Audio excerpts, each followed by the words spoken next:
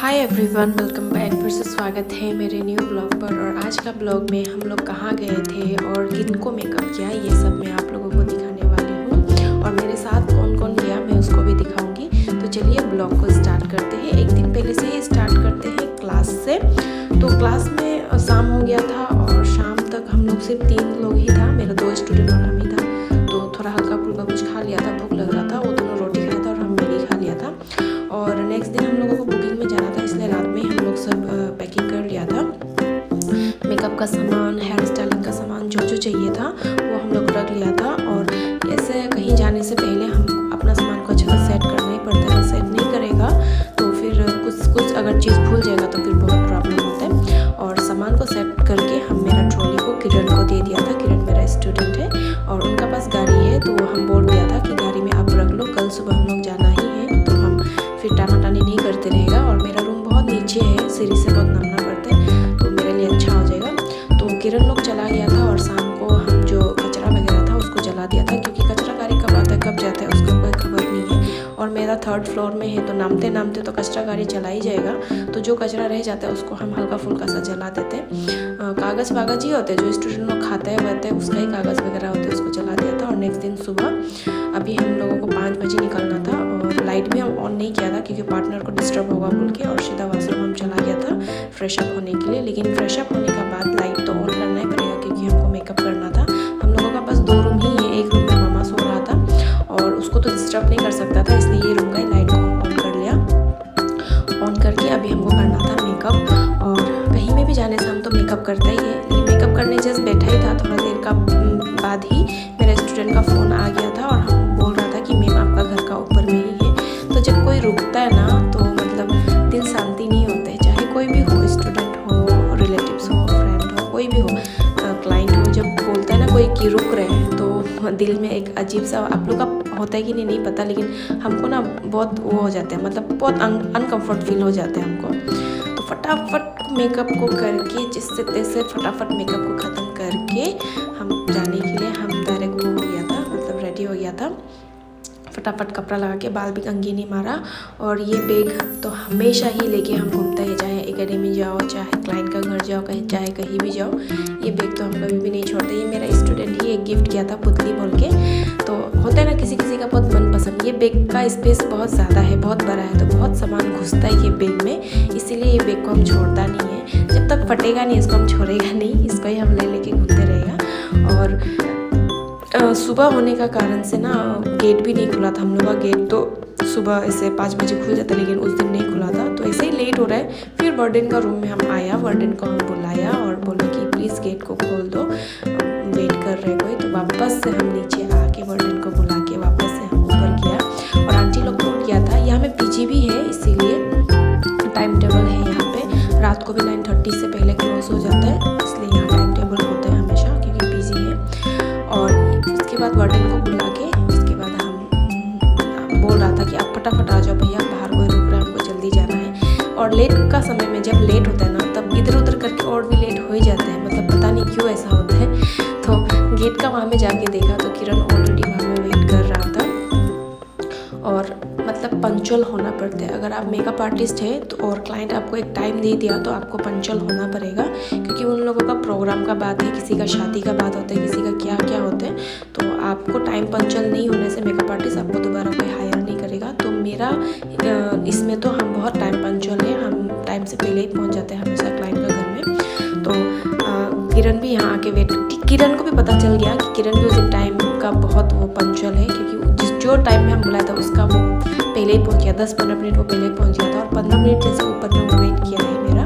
उसके बाद हम दोनों ईटानगर से निकल गए। कंघी मारने का समय नहीं हुआ था, इसलिए हम कंघी भी बैग में ले लिया और कंघी मार के हम लोग निकल गया। और अभी हम लोगों को जाना था Lekhi village, Naharlagun area, Lekhi village area, Doimukh area. हमको इतना पता नहीं होता वो साइड, क्योंकि वो साइड में हम बचपन से नहीं बैठे हैं। ईटानगर साइड का हमको जगह मालूम होता है आराम से, क्योंकि यहाँ में बैठ के हम बड़ा हुआ है, यहीं में जन्म हुआ है। तो जैसे जैसे लोकेशन बता के गया क्लाइंट, वैसे वैसे लोकेशन में हम लोग गया। ठीक 5:30 ऐसा को हम लोग यहाँ पहुँच गए। और क्लाइंट को फ़ोन लगाया तो क्लाइंट का फ़ोन था स्विच ऑफ। तो ऐसा सिचुएशन में क्या कर सकता था, वेट ही कर सकता था, उसका अलावा और कुछ भी नहीं कर सकता था। तो हम लोग वेट किया, कम से कम 15 या 20 मिनट तक हम लोग वहाँ पे वेट किया। और फाइनली हम लोगों का फ़ोन लग गया। और फ़ोन लगने का बाद बोला कि फिर लोकेशन हम लोगों को बताया, फिर उसका डायरेक्शन में हम लोग गया। और ये जो आगे है हम लोगों का, ये भी मेरा एक स्टूडेंट है, इनका घर नाहरलगुन में है, तो ये भी आ गया था। इनको हम लोग बोला था स्कूटी को साइड में रख के गाड़ी में आने के लिए, बट ये नहीं माना, बोला कि नहीं मैम हम स्कूटी में कंफर्टेबल हैं, तो चलो बोल के फिर हम लोग चला गया। और जैसे जैसे लोकेशन बोल रहा था वैसे वैसे लोकेशन ढूंढने में भी बहुत तकलीफ हुआ, गली गली से घुस के, क्योंकि 2-3 रास्ता है वो जगह जाने का, तो गली गली से घुस के हम लोगों को तकलीफ तो हो रहा था, पर भी फ़ोन कर करके हम लोग वहाँ पूछ रहा था। और पूछने के बाद फाइनली हम लोग मिल गया क्लाइंट का घर। और क्लाइंट का घर पहुँचने का बाद भी गेट खोलने में बहुत टाइम लग गया, पता नहीं क्यों, कुछ तो फंस गया था शायद गेट में, तो यहाँ कम से कम गेट खोलने में 10 मिनट जैसा लग गया था। और फाइनली गेट लास्ट में खुल गया था, जो हाउस कीपिंग था उन्होंने खोला।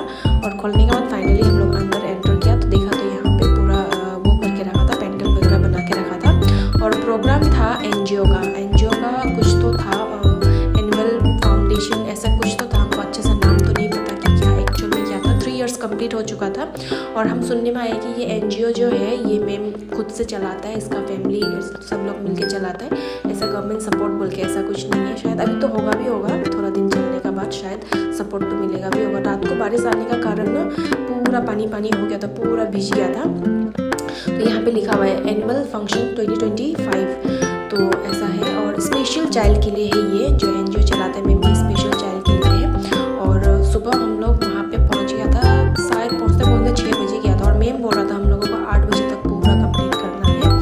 और मैम का मेकअप था और दो लोगों का मेकअप था, और एक जो बच्चा है उनका हेयर को बनाना था। और जो हम लोगों का वहाँ का हाउस कीपिंग था वो हम लोगों को ऊपर लेके गया। और जैसे ऊपर उठते गया, घर तो बहुत सुंदर से बना के है, और यहाँ में फ्लावर वगैरह देख के बहुत अच्छा लग रहा था। और जो ट्रॉली वगैरह है, सामान जितना पूरा भर्ती था, उसको लेके हम लोग सीधा चला गया ऊपर, क्योंकि जो हाउस कीपिंग था वो हम लोगों को बोला था आइए बोल के, तो हम लोग चला गया। लेकिन जैसे ऊपर गया तो वहाँ का मैम बोला कि नहीं ऊपर नहीं होगा, नीचे ऑफिस है मेरा, ऑफिस में करेगा। तो वापस वहाँ से रिटर्न होके हम लोग वापस नीचे ही किया, और नीचे जाके सामान को अच्छे से सेट करके हम लोग मेकअप करना स्टार्ट कर दिया। मैम कंफर्टेबल नहीं था, मैम को पूछा था कि आपका वीडियो करेगा, तो मैम बोला कि नहीं हम कंफर्टेबल नहीं होगा। तो हम बोला कि ठीक है हमको पीछे से कर लो, मैम को नहीं करने से भी। और मैम का ये था कि मेकअप जो बहुत लाइट होना है, सटल होना है, क्योंकि एनजीओ का कुछ तो प्रोग्राम था, तो उसमें लाउड मेकअप अच्छा नहीं लगेगा, तो इसीलिए बहुत डिसेंट सा मेकअप चाहिए था। तो मैम का जैसा रिक्वायरमेंट था हम वैसा ही मेकअप करके दिया था मैम को। और मैम का मेरा साथ मतलब पहले भी और एक बार मैम हमको बुकिंग तो किया था, लेकिन उस समय में टाइम नहीं जुड़ने का कारण हम वापस आ गया था।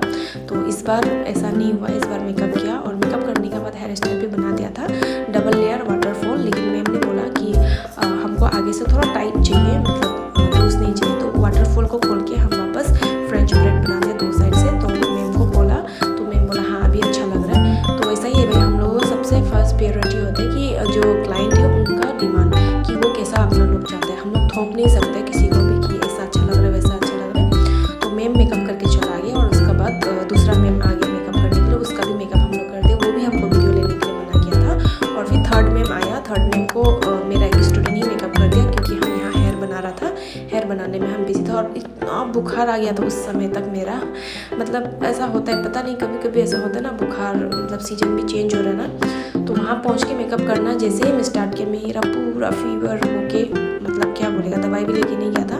तो अभी काम में आ गया, तो काम को छोड़ के तो नहीं जा सकते, तो काम को कंप्लीट किया। और इनका हेयर इसलिए ऐसा बनाया क्योंकि स्पॉट इनको दिखाना था, स्पॉट्स करना था, स्केटिंग करना था, इसीलिए ऐसा हेयर बनाया। ये धज ब्रेड है, जो साउथ अफ्रीका का लोग भी ऐसा करते हैं, एक्सटेंशन लगा के, बहुत ही ब्यूटीफुल लगते हैं। उसके बाद हम लोगों का काम वहाँ से कंप्लीट हो गया। उसके बाद पेमेंट के लिए थोड़ा मैम को इधर उधर देखा, तो मैम को दिखाई नहीं दिया, तो हम लोग सोचा कि चलो बहुत बिजी होगा, तो बाद में हम लोग मैसेज वगैरह करके कर लेगा। यहाँ प्रोग्राम स्टार्ट हो गया था, मीडिया वाला लोग भी आ गया था, और चीफ गेस्ट चिका सर आया था शायद, हाँ। उसके बाद हम लोग यहाँ से निकल गया, और किरण हमको घर तक ड्रॉप कर दिया, और हम घर आ गए। ठीक 11 बज गया था घर आते आते, और किरण भी अपना घर चला गया था, और हम सो गया था। मेकअप भी नहीं रिमूव किया, कुछ भी रिमूव नहीं किया, इतना ख़राब से बुखार आ गया था, तो हम सो गया।